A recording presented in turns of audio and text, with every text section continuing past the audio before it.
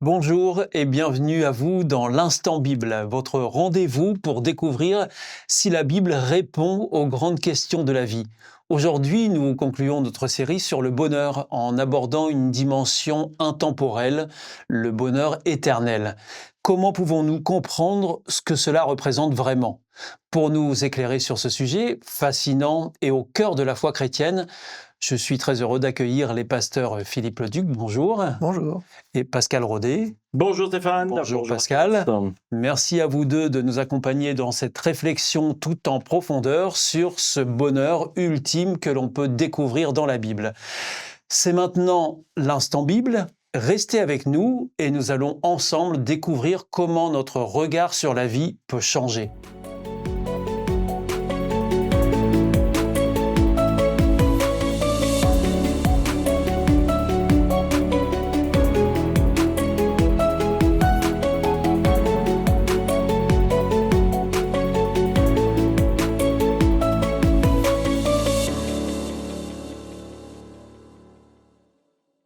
Pasteur Philippe Leduc, beaucoup de gens sont intrigués quand on évoque ce terme de bonheur éternel.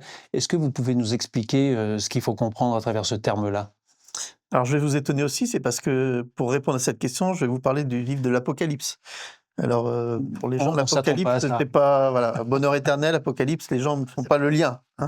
Et c'est pourtant dans ce livre-là où on trouve, parce que Apocalypse signifie simplement révélation, donc c'est comme si on ouvrait un peu le rideau sur l'avenir. Et bien dans Apocalypse chapitre 21 et au verset 4, on nous décrit un monde où Dieu essuiera toutes les larmes de nos yeux, où la mort n'existera plus, où il n'y aura plus donc ni deuil, ni cri, ni souffrance.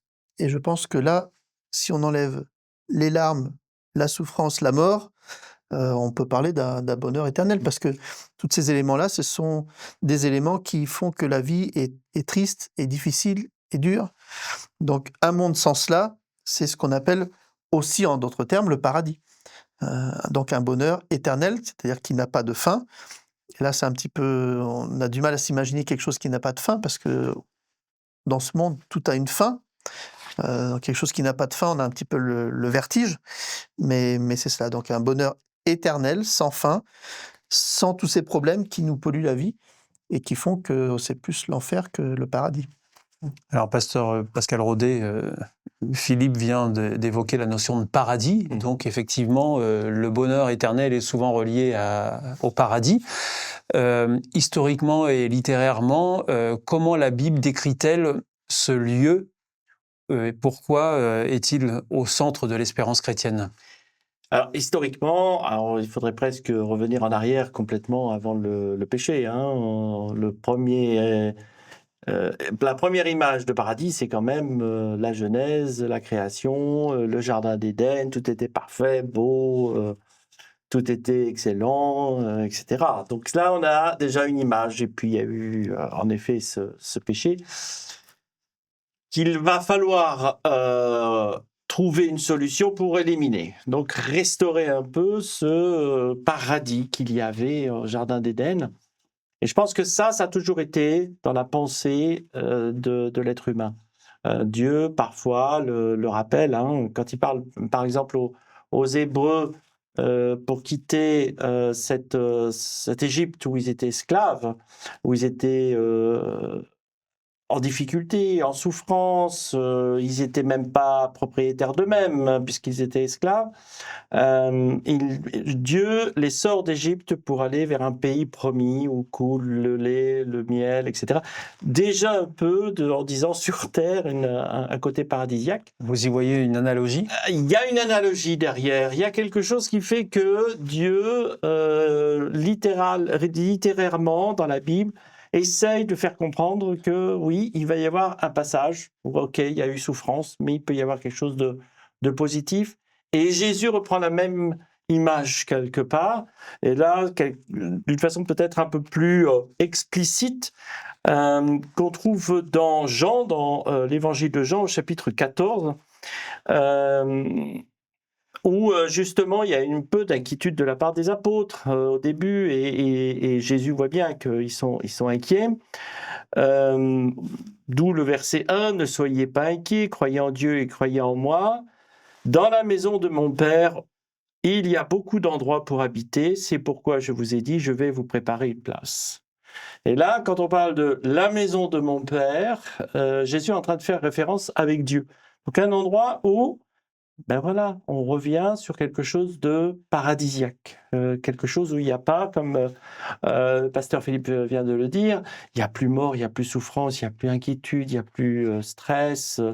On est ici dans un endroit paradisiaque et chacun a sa place. Alors, pasteur Philippe Leduc, donc, dans ce bonheur éternel, plus de souffrance, plus de maladie, plus de mort, c'est ce que vous venez de nous dire, pasteur Pascal Rodet. Est-ce que vous pouvez nous aider à comprendre cette symbolique et surtout l'importance de cette promesse qu'on trouve dans la Bible? Alors, on a une définition de ce qu'on peut appeler une restauration. C'est Paul qui écrit ça aux Romains.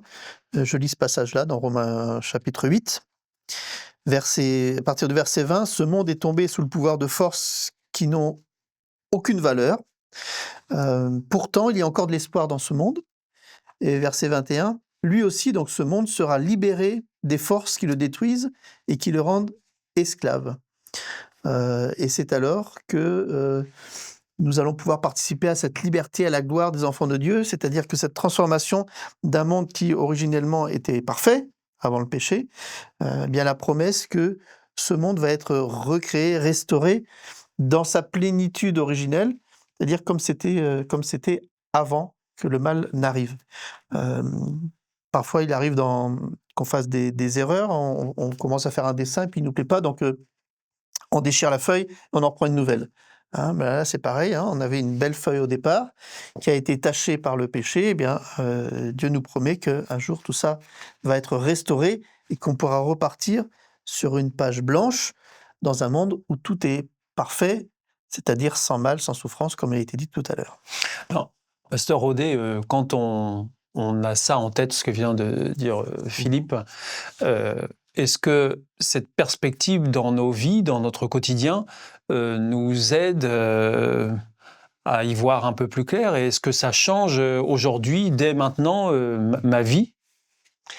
Alors ça change dans notre vie, dans le sens où si on reste uniquement sur ma vie actuelle, sans rien après, sans rien de proposer par la suite, ben voilà, je suis quelqu'un qui passe, je fais comme j'ai envie, je pense, je veux, et puis il n'y a rien, et puis après je meurs, et puis c'est fini.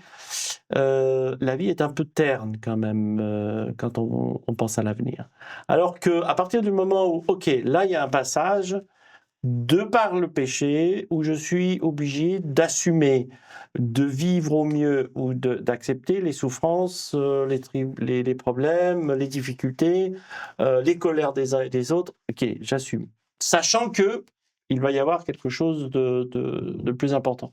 Et cette pensée-là est assez fréquente dans la Bible, encouragée par différents disciples dans les épîtres. Je prends par exemple celui de l'épître aux Colossiens, où Paul ici encourage, malgré les difficultés, malgré les obligations dans Colossiens au chapitre 3, où il y a toute une tirade sur bah oui, la situation sociale elle est ce qu'elle est et il va falloir faire avec, mais il encourage: tout ce que vous faites, faites-le de bon cœur, comme pour le Seigneur et non pour les hommes. Et je trouve cette phrase très, très, très forte, très profonde. Dans ce domaine-là, changez d'attitude, dites-vous, ok, mais faites au moins le bien. Il y a une part du paradis qui est déjà là, il y a une notion de positivité. Ok, il y a des choses de mal, mais c'est pas en faisant du mal que ça va s'améliorer. Faites le bien. C'est un peu cet encouragement-là, et même il rajoute au verset 24, « En effet, vous le savez, le Seigneur va vous récompenser, vous recevrez les biens qu'il garde pour son peuple. Le Maître, c'est le Christ, c'est lui que vous servez. » Et je pense que là, Il y a vraiment une autre façon de vie, des valeurs chrétiennes, de par cette appartenance à Christ qui change beaucoup de la donne dans ce domaine-là. Alors on pourra aussi se poser la question, pasteur le Duc, quand on avance cette notion de paradis, est-ce que c'est pas simplement pour donner une espérance aux gens et leur faire miroiter quelque chose de meilleur?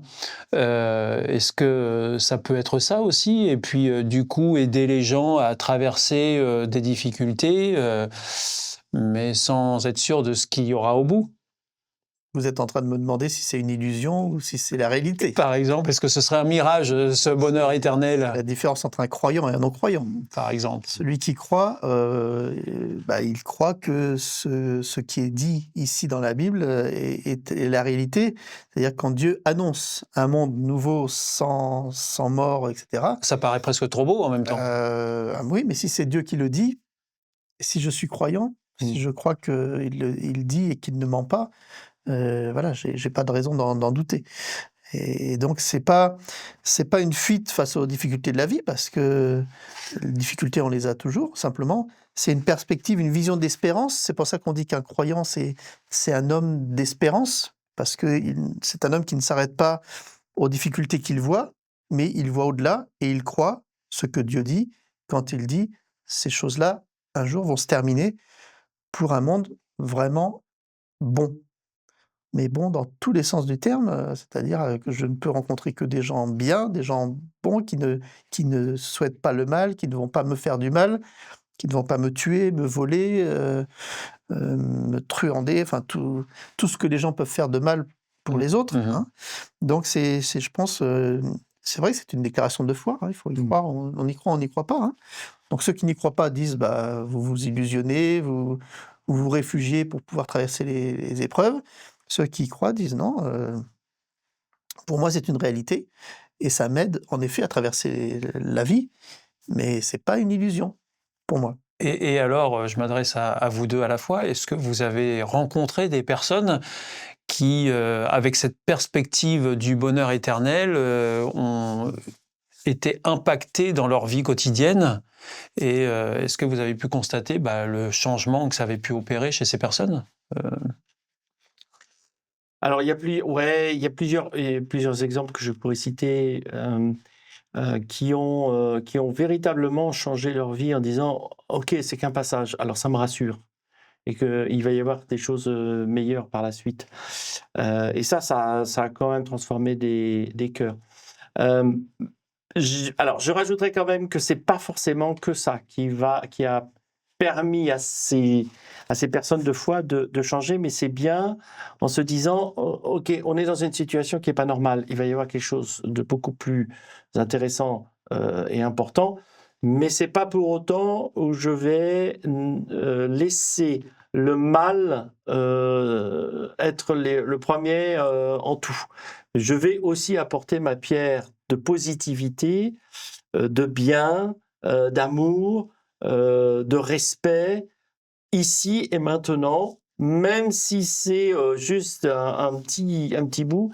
Je pense que ça, c'est des valeurs importantes en tant que chrétien. Ça va ensemble. Le paradis, c'est un bonus. Et ces valeurs, pasteur Leduc, sont plus faciles à tenir quand justement il y a une perspective, sans doute. C'est la différence entre au revoir ou adieu. Quand on dit à une personne au revoir, c'est qu'on lui dit on va se séparer momentanément, mais on se revoit dans quelques temps. Quand on dit adieu, notamment face à un deuil, quand on perd quelqu'un, c'est pas la même chose quand on a la foi de se dire cette personne-là, on le reverra, ou de se dire maintenant on ne le reverra plus. Et donc en effet, soit les gens qui font face à un deuil, soit les personnes qui sont en fin de vie, quand on leur parle de foi, d'espérance, ça change beaucoup. Autant on peut avoir peur de la mort, être effrayé, être angoissé, autant j'ai pu constater des gens qui en fin de vie étaient sereins, en paix, parce qu'ils avaient une foi solide qui en effet disait que ce n'est qu'un passage, ce n'est pas la fin définitive de tout.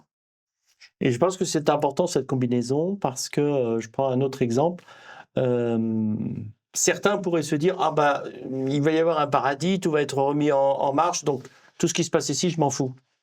La terre peut être détruite, les gens, ils ont qu'à se débrouiller. Moi, je sais que je vais avoir un paradis qui est beaucoup mieux. Je vais laisser passer. Mais c'est une erreur monumentale. Je sais qu'il y a certains chrétiens qui pensent ça, parce que quelque part, comment je vais pouvoir me confronter à tous ceux que je vais rencontrer au paradis en tant que moi, personne qui n'ait pas défendu le bien sur terre. Ça veut dire que j'attends d'abord à consommer le paradis avant même de l'avoir véritablement vécu ici. Et je pense que ça, c'est une valeur qui n'est pas du tout imprégnée dans la Bible. Jésus le rappelle, c'est ici et maintenant le royaume de Dieu. Donc le paradis, c'est déjà maintenant, vous voulez dire, c'est déjà ici. C'est quelque part à moi de le vivre pleinement dans mes valeurs, dans les valeurs que Dieu m'a données. La joie du croyant, il est déjà maintenant. En effet, il ne faut pas attendre l'autre vie pour être joyeux. Exactement. Ouais. On y est déjà. On y est déjà. Un grand merci à vous deux, pasteur Philippe Leduc et pasteur Pascal Rodet, d'être venus ici pour nous éclairer sur ces questions. Aujourd'hui, nous avons compris que le bonheur éternel promis par la Bible ne se limite pas à une consolation future, mais transforme dès maintenant notre manière d'affronter les défis du quotidien avec une espérance renouvelée. Pour approfondir un peu plus votre compréhension et découvrir encore plus la Bible, notre partenaire Hope Bible vous offre gratuitement une Bible, sur simple demande de votre part, aux coordonnées qui suivront. Merci beaucoup de nous avoir suivis dans l'Instant Bible. Nous vous retrouvons très vite pour notre prochaine émission. D'ici là, portez-vous bien. Messieurs, merci. Au revoir. Au revoir. Au revoir.